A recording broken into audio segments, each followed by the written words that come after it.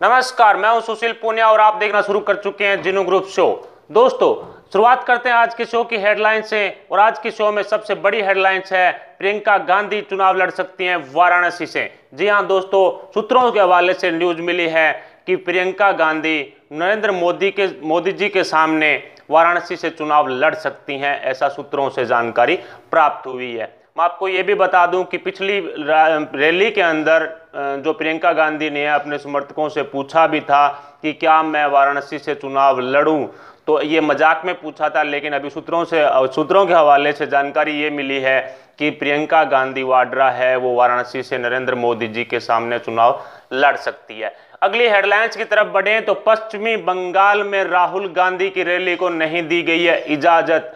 जी हाँ दोस्तों, महागठबंधन की ममता जो महागठबंधन के तहत राहुल गांधी को भी बोल रहे थे कांग्रेस भी शामिल हो सकती है, ये हो सकता है, वो हो सकता है, लेकिन पश्चिमी बंगाल में रैली करने के लिए ममता ने है जो इनको राहुल गांधी को रैली करने की इजाजत भी नहीं दी है। जी हाँ दोस्तों, वहां की पुलिस ने राहुल गांधी के हेलीकॉप्टर को उतारने में प्रॉब्लम जताई है। उन्होंने मना कर दिया है कि आप ये हेलीकॉप्टर है वो यहाँ नहीं उतार सकते हैं। जिस तरह से अमित शाह जी की रैली के लिए इजाजत नहीं दी गई थी, उसी तरह पुलिस ने अपना कदम बढ़ाते हुए राहुल गांधी को अपनी इस रैली के लिए इजाज़त नहीं दी गई है। अपना हेलीकॉप्टर है वो पश्चिमी बंगाल में उतारने की इजाज़त है वो नहीं दी गई है पश्चिमी बंगाल की पुलिस के द्वारा।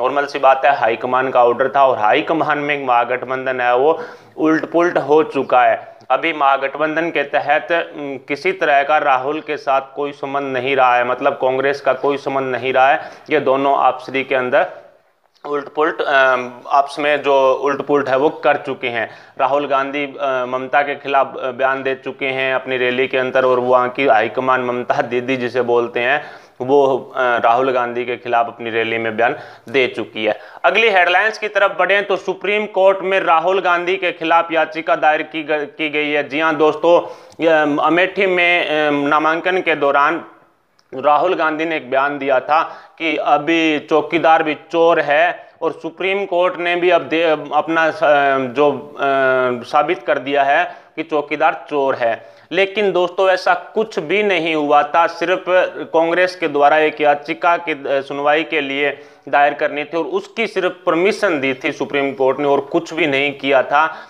और राहुल गांधी बता रहे हैं ये बीजेपी को बहुत बड़ा झटका लगा है, और जिन नरेंद्र मोदी जी को हर अपनी रैली के अंदर जो ये राहुल गांधी बार बार बोलता है कि नरेंद्र मोदी जी चोर हैं, चौकीदार ही चोर है, इस तरह के शब्द जो बोलता है ये अभी राहुल गांधी को काफ़ी भारी पड़ गया है। इसका कारण ये रहा कि सुप्रीम कोर्ट ने सिर्फ याचिका दायर करने की सिर्फ परमिशन दी थी, और जो राहुल गांधी ने मीडिया को बताया कि अभी तो हाई कोर्ट भी सुप्रीम कोर्ट भी मान चुकी है कि चौकीदार चोर है, इसीलिए उन्होंने ये याचिका में जो परमिशन दी है। इसके खिलाफ बीजेपी ने अपनी राहुल गांधी के खिलाफ अपनी याचिका वो दायर कर दी है, मुकदमा वो दायर कर दिया सुप्रीम कोर्ट में। राहुल गांधी को जल्द इसका जवाब तलब करना पड़ेगा। अगली हेडलाइंस की तरफ बढ़ें तो जोधपुर में गाय की गवाही। जी हाँ दोस्तों, आपने कभी सुना है कि किसी कोर्ट के अंदर कोई गाय अपनी खुद की गवाही देने गई हो? लेकिन जी हाँ दोस्तों, आपको सुनने में थोड़ा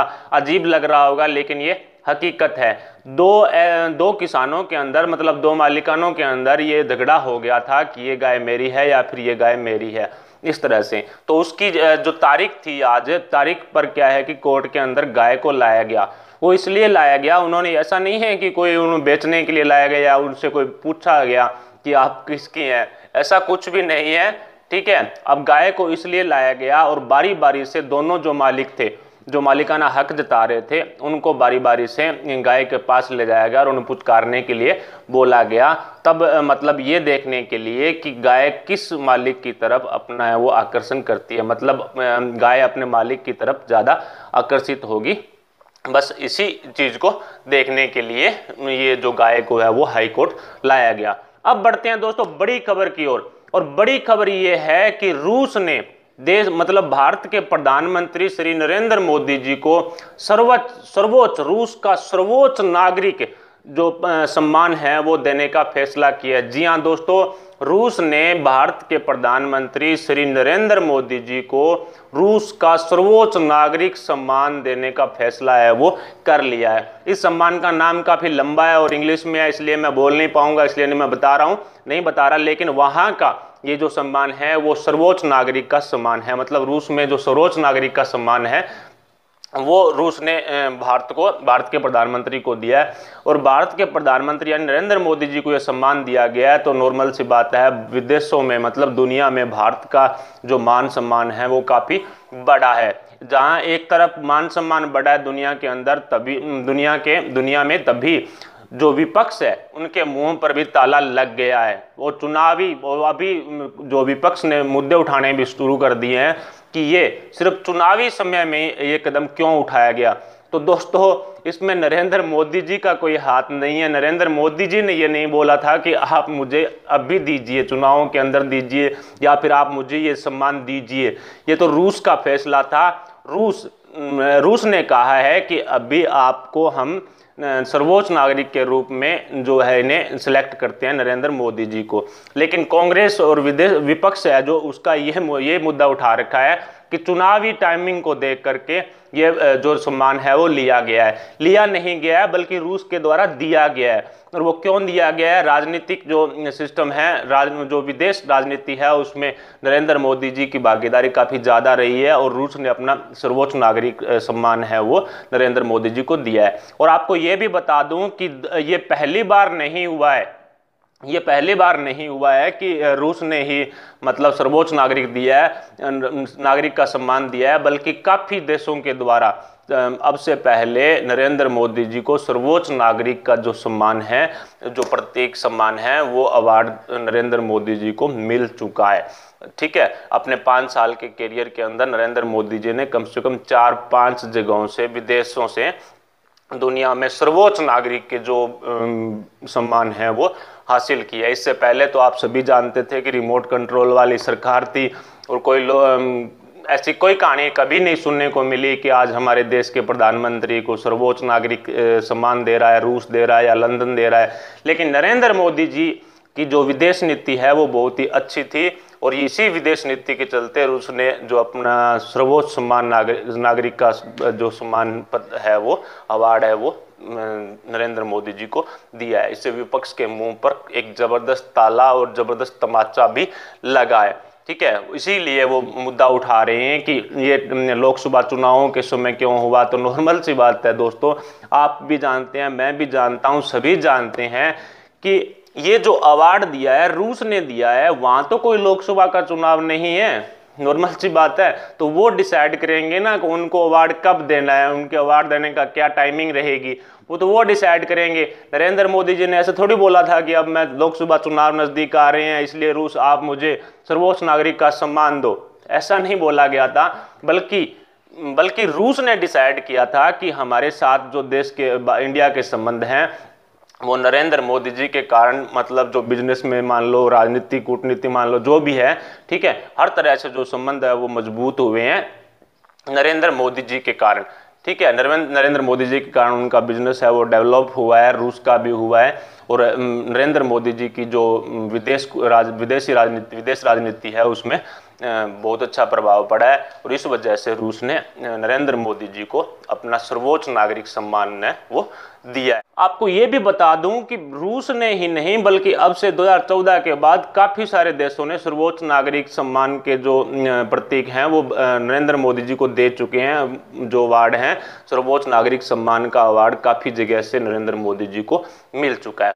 अब बढ़ते हैं सिंपल भाषा की ओर। सिंपल भाषा में आज अपने जानेंगे कि पिछले प्रथम चरण लोकसभा चुनाव का जो प्रथम चरण था 11 अप्रैल को, उसमें काफ़ी सारी जगह से ये शिकायतें आई थी कि काफ़ी सारे वोटर्स के नाम हैं वो काट दिए गए हैं और ये एक मुद्दा भी उठा था। आप जो पार्टी है केजरीवाल का, वहाँ दिल्ली का मुद्दा भी उठा था कि दिल्ली में जो टीचर्स हैं या फिर वो उनके अधिकारी हैं आपके, वो क्या है कि लोगों को फ़ोन कर रहे हैं, ठीक है। अगर वो बीजेपी उनको बोलते हैं कि आपको आपके लिए वोट देना है, आप पार्टी के लिए वोट देना है, ठीक है, अगर वो सामने वाला बीजेपी का नाम लेता है तो उनके वोट काट दिए गए। इस तरह की अफवाहें जो अब इस तरह की बातें हैं जो वो चर्चा हुई थी, ठीक है। उसके चलते प्रथम चरण में काफ़ी जगह से शिकायत आई थी कि उनके वोट हैं वो काट दिए गए, या तो उनके वोट काट दिए गए या फिर यहाँ से कट करके किसी दूसरे बूथ पे शिफ्ट हो गए ताकि वो मतलब वोटिंग ना कर पाए। इस तरह से भी कोई राजनीति हो सकती है कि हो,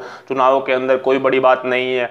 इसलिए सिंपल भाषा में आज अपने जानेंगे कि अपना वोट है वो अभी लिस्ट में है या नहीं है, ठीक है। आपका वोट तो बना हुआ है, आप निश्चिंत है कि हमारा वोट बना हुआ है, हम तो वोट करके ही आएंगे। लेकिन जिस दिन आप वोट डालने जाएं, मतदान करने जाएं, उस दिन आपको पता चलेगा आपका तो वोटर लिस्ट में नाम ही नहीं है, इस बार कट चुका है, ठीक है। तो अपने कैसे जाने, अपने घर बैठे कैसे जाने कि वोटर लिस्ट में अपना नाम है या नहीं है। अगर है तो मतलब कौन से बूथ पर है, कहीं बूथ चेंज तो नहीं हो गया है या फिर कहीं अनादर जगह कहीं ट्रांसफर तो नहीं हो गया है। इस तरह की मतलब पूरी जानकारी लेने के लिए आपको एक वेबसाइट पर जाना होगा, और वेबसाइट में आपको स्क्रीन पर भी दिखा रहा हूँ, मैं बोल भी रहा हूँ, electrosearch.in, ठीक है।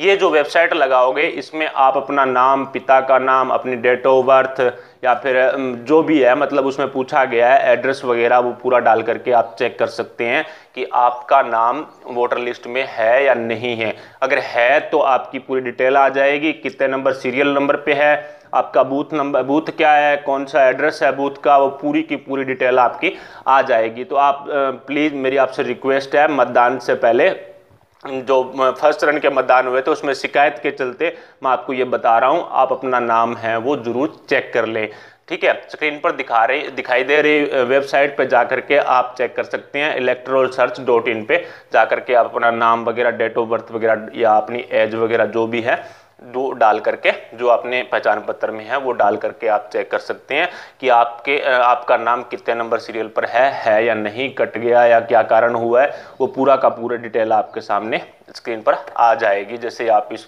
वेबसाइट पे जाओगे और अपना नाम वगैरह डालोगे, ठीक है। अब इस तरह से चेक करके अभी मतदान करने से पहले आप अपना नाम जरूर चेक कर लें। हो सकता है कहीं आपका नाम कट ना आ गया हो, किसी गलती की वजह से कट गया हो, या फिर वो दिल्ली वाली कहानी हो गई हो, आप पार्टी वाली, ठीक है। अगर आप मतलब आपको सिर्फ आपको ही वोट देना है, ठीक है, अदर किसी पार्टी को नहीं देना है, अगर किसी ने दोबारा हाँ भर ली, दूसरी जगह वोट देंगे, मैं बीजेपी का हूँ या मैं कांग्रेस का हूँ या मैं सपा बसपा का हूँ, ठीक है, तो वहाँ से उन्होंने अफवाह फैलाई थी कि आपका नाम है वो नरेंद्र मोदी जी सरकार ने, ये भी बोला गया था कि नरेंद्र मोदी सरकार ने काट दिया है, ठीक है दोस्तों। इस तरह की मतलब आप पूरी जानकारी है वो इस वेबसाइट से ले सकते हैं कि आपके कौन से बूथ पर आपका नाम है और कौन से सीरियल नंबर पर है, और आपका नाम क्या है, सही है या कुछ गलती हो गई हो, मतलब कहीं जैसे सुनील है, सुनील का या एल कट गया हो या सुनीला आ गया हो, इस तरह से कोई गलती है तो वो आपको पता चल जाएगी कि आपका नाम क्या है, आपके पिता का नाम क्या है और आपका बूथ नंबर क्या है, कहाँ आपका वोट गिरेगा, ठीक है दोस्तों। आज के शो की अगली नेक्स्ट एपिसोड था जो मैंने आपको पूरा बता दिया। मेरी वीडियो अगर आपको पसंद आई हो तो लाइक करें और साथ में कमेंट करके मुझे ज़रूर बताएं कि ये जो मैंने शो शुरू किया है हर रोज़ शाम को 9 बजे जो मैं अपलोड करता हूँ ये वीडियो, ये शो की जो वीडियो अपलोड करता हूँ वो आपको कैसी लग रही है, इसमें मुझे क्या क्या सुधार करने चाहिए, टोटल के टोटल आप अपनी कमेंट बॉक्स, मेरे इस वीडियो के कमेंट बॉक्स में मुझे ज़रूर बताएं, अपनी राय ज़रूर दें, ठीक है। साथ ही मेरे चैनल को सब्सक्राइब करके पास वाला बेल आइकन जरूर दबा दें। आपके द्वारा इस वीडियो को किया गया एक लाइक मेरे लिए बहुत महत्वपूर्ण है, इसलिए वीडियो को लाइक करना ना भूलें, ठीक है दोस्तों। मिलते हैं अगली नई वीडियो, नई योजना, नई न्यूज़ के साथ, नए शो के साथ। तब तक के लिए जय हिंद, जय भारत।